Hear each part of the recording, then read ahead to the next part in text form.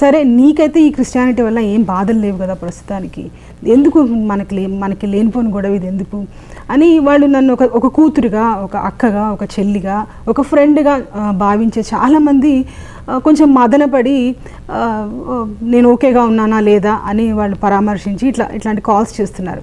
నేను వాళ్ళు ఎవరైతే నాకు ఈ కాల్స్ చేస్తున్నారో లేకపోతే నా గురించి కొంచెం కలవరపడుతున్నారో వాళ్ళ కోసం నేను ఈ వీడియో చేస్తున్నాను. ఇది నిజంగా నేను చెప్పినట్టు ఇది సిద్ధాంతపరంగా నేను ఈ సూక్ష్మంగా పరీక్షించడానికి చేసే వీడియోస్. కాకపోతే మీరు నా గురించి నాకేదో సమాధానం చెప్పాలా, నాకు బుద్ధి చెప్పాలా అని చాలామంది ఏదో 2-3 క్రిస్టియన్స్ ఏదో నా గురించి వీడియోస్ చేస్తున్నారని చెప్తే నేను యాక్చువల్గా ఆ వీడియోస్ చూశాను.